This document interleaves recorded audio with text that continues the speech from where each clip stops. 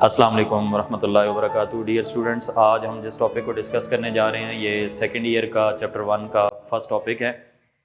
Chapter 1 का नाम है बेटा हमारे पास फंक्शंस एंड लिमिट्स। तो इसमें सबसे पहले हमने देखना है कि फंक्शन क्या होते हैं।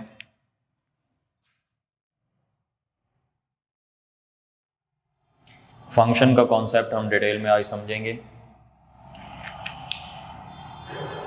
फंक्शन हमारे पास एक मैपिंग होती है बेटा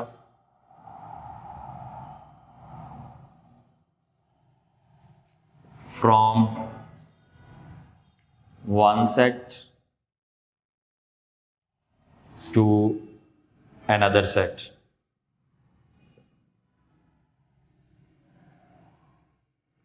following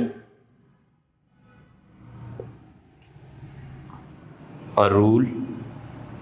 और ये जो रूल हमारे पास यहाँ पे फॉलो करता है उस रूल को हम कहते हैं ईच वन का रूल जो है ना ये फॉलो करता है। इसको हम थोड़ा सा एक्सप्लेन करते हैं। फॉर एग्जांपल मेरे पास दो सेट्स हैं। Let A is one set 1 2 3 and B is another set which is A B and C. अगर बेटा हम इनका कार्टेशियन प्रोडक्ट लें तो ए क्रॉस बी अगर हम फाइंड करें तो ये बनेगा आपके पास 1a 1b 1c 2a 2b and 2c। Similarly 3a 3b and 3c। ये हमारे पास कार्टेशियन प्रोडक्ट आ गया। इस कार्टेशियन प्रोडक्ट के अंदर हमारे पास 9 एलिमेंट्स हैं। आप इस कार्टेशियन प्रोडक्ट का कोई भी एक सबसेट उठाएंगे तो वो हमारे पास बनेगा बेटा रिलेशन। तो अब यहाँ पे देखें रिलेशन क्या होता है।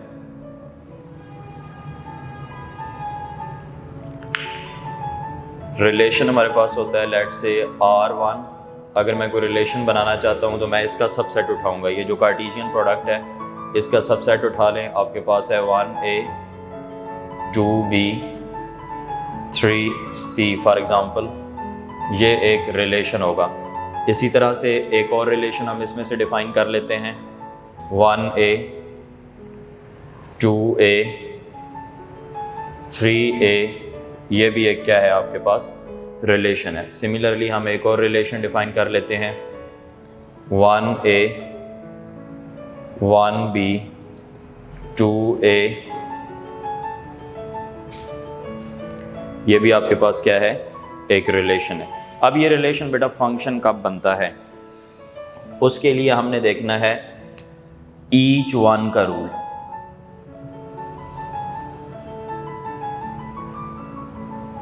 अब जरा अगर हम रिलेशन नंबर 1 की बात करें तो रिलेशन नंबर 1 हमारे पास कैसे बन रहा है। हम दोनों सेट्स को ड्रॉ कर लेते हैं। ए सेट के आपके पास एलिमेंट्स हैं 1 2 3। बी सेट के आपके पास एलिमेंट्स हैं ए बी एंड सी। अब ज़रा अगर आप गौर करें तो R1 जो है इस रिलेशन में 1 किसके ऊपर मैप हो रहा है। 1 आपके पास मैप हो रहा है ए के ऊपर। 2 जो है उसकी मैपिंग जा रही है बी के ऊपर और 3 की मैपिंग जा रही है सी के ऊपर। ए के लिए आपने चेक करना है ईच का मतलब है कि ए का हर एलिमेंट जो है उसके लिए एक आपके पास इमेज होना चाहिए किसके अंदर बी के अंदर। 1 एंड ओनली 1 इसको हम कहते हैं। ईच वन कॉरस्पॉन्डेंस आपके पास होनी चाहिए कि ए के हर एलिमेंट के लिए बी में एक इमेज मौजूद होना चाहिए। अगर ये कंडीशन सेटिस्फाई होती है तो ये बेटा आपके पास क्या होगा फंक्शन होगा। तो R1 हमारे पास क्या हो गया इज फंक्शन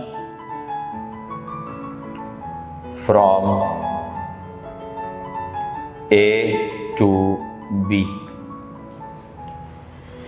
इसके बाद अगर हम R2 की बात करें, R2 के ऊपर गौर करें तो R2 की मैपिंग हम बनाते हैं। आप R2 में आपके पास क्या है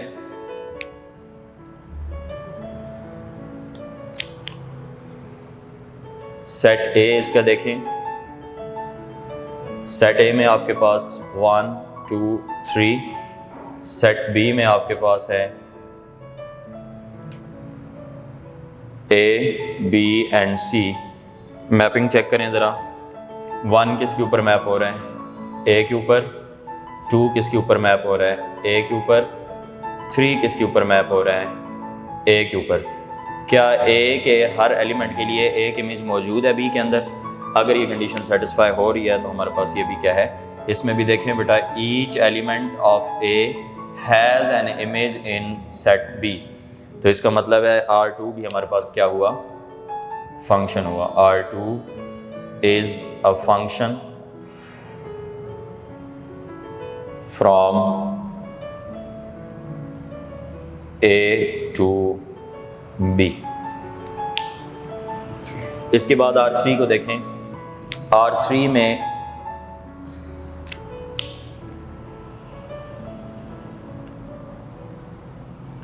सेट ए के अंदर अगेन 1 2 3, सेट बी के अंदर अगेन आपके पास क्या होगा, ए बी और सी। अब ज़रा गौर करें, रिलेशन नंबर 3 के अंदर 1 किसके ऊपर मैप हो रहा है, ए के ऊपर, फिर 1 किसके ऊपर मैप हो रहा है, बी के ऊपर, और 2 किसके ऊपर मैप हो रहा है, ए के ऊपर मैप हो रहा है। तो अब ज़रा गौर करें, इसमें ईच की कंडीशन भी सेटिस्फाई नहीं हो रही और 1 की भी, कोई एक भी फेल हो जाए तो हमारे पास ये फंक्शन नहीं होगा। तो इसमें क्या ईच की कंडीशन सेटिस्फाई हो रही है, ईच की कंडीशन हमारे पास सेटिस्फाई नहीं हो रही, वजह 3 का कोई इमेज मौजूद ही नहीं है बी के अंदर। उसके बाद अगर आप इसमें देखें तो जो हमारे पास बी है, इसके बाद एक तो ईच की कंडीशन सेटिस्फाई नहीं हो रही है, दूसरा अगर आप ए के ऊपर, ए के अंदर 1 को देखें तो 1 के 2 इमेज मौजूद हैं, तो 1 की कंडीशन भी सेटिस्फाई नहीं हो रही, जो हम कहते हैं कि एक इमेज होना चाहिए। ठीक है, ना तो कोई ऐसा एलिमेंट हो जिसका कोई भी इमेज ना हो, और ना ही कोई ऐसा एलिमेंट हो जिसके एक से ज़्यादा इमेज मौजूद हो। तो अगर ये इनमें से कोई भी एक कंडीशन फेल हो गई तो वो फंक्शन नहीं होगा। तो अब ये बेटा आपके पास R3 यहाँ पे क्या आ जाएगा, R3 is not a function.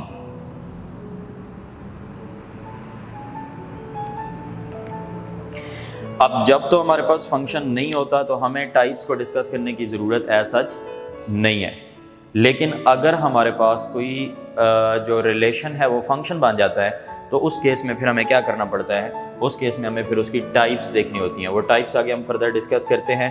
अब जैसे देखें, यहाँ पे देखें, यहाँ पे हमारे पास क्या ए के हर एलिमेंट के लिए बी के अंदर एक एलिमेंट मौजूद है, और अगर हम गौर करें तो क्या ए के हर एलिमेंट के लिए बी के अंदर भी एक एलिमेंट मौजूद है और फिर उस बी के लिए ए के अंदर कोई दूसरा एलिमेंट मौजूद नहीं है। ये बात अगर मैं थोड़ी सी एक्सप्लेन करूं तो इसका मतलब ये है कि बी के भी हर एलिमेंट के ऊपर एक ही एरो आ रहा है। इसको हम बोलते हैं 1-to-1 कॉरस्पॉन्डेंस। मतलब जब आपने 1 को ए के साथ मिला दिया ना, तो अब ए के ऊपर कोई और एलिमेंट जो है वो मैप नहीं हो सकता। इसको हम बोलते हैं 1-to-1 कॉरस्पॉन्डेंस। मतलब ए के एक एलिमेंट के लिए बी के अंदर भी एक एलिमेंट है, या बी के एक एलिमेंट के लिए ए के अंदर भी एक एलिमेंट है। इसको अगर हम ऐसे कहें कि ये हमारे पास 1-to-1 कॉरस्पॉन्डेंस है, मतलब 1-1 कॉरस्पॉन्डेंस, तो ये हमारे पास ट्रू होगा, 1-to-1 कॉरस्पॉन्डेंस है। उसके बाद अगर आप देखें तो बी के अंदर भी कोई ऐसा एलिमेंट नहीं है, बी के लिए भी ईच की कंडीशन सेटिस्फाई हो रही है, बी के लिए भी ईच की कंडीशन क्या हो रही है, सेटिस्फाई हो रही है। अगर बी के लिए भी ईच की कंडीशन सेटिस्फाई हो रही है, मतलब इसको अगर आप उल्टा देखें कि ईच इसके लिए देखें और 1 इसके लिए देखें तो भी ये सेटिस्फाई हो रही है, तो इसको हम कहते हैं bijective function, 1-to-1 and on-to function. और ये वो फंक्शन होते हैं बेटा जिनका इन्वर्स एग्जिस्ट करता है। अब अगर आप इसको देखें बैकवर्ड में, ये जो फंक्शन मेरे पास लिखा हुआ है, इस फंक्शन के अंदर अगर हम फॉरवर्ड देखें तो ये फंक्शन है, बट अगर हम बैकवर्ड देखें, बैकवर्ड देखने के लिए हमें करना क्या पड़ेगा, हमें ईच की कंडीशन इसके ऊपर और 1 की कंडीशन इसके ऊपर सेटिस्फाई करवानी पड़ेगी। जब ईच की कंडीशन इसके ऊपर देखेंगे तो बी और सी दोनों का तो कोई मैप है ही नहीं उधर, तो ये हमारे पास फंक्शन नहीं होगा बैकवर्ड डायरेक्शन में। तो बैकवर्ड में जब ये फंक्शन नहीं होगा बेटा, तो इसको फिर हम क्या कहेंगे कि ये बाइजेक्टिव फंक्शन नहीं है, ये नॉन बाइजेक्टिव फंक्शन है। और ये देखें, इसका दूसरा नाम होता है इनटू फंक्शन। ये कौन सा फंक्शन है, इनटू फंक्शन है। That's it. तो ये हमारे पास थोड़ी सी डिटेल है फंक्शन की। अब हम इसको सिस्टमैटिकली कैसे लेके चलते हैं, इनकी डोमेन एंड रेंज क्या होती है, वो इंशाल्लाह नेक्स्ट लेक्चर में हम डिस्कस करेंगे। Thank you so much.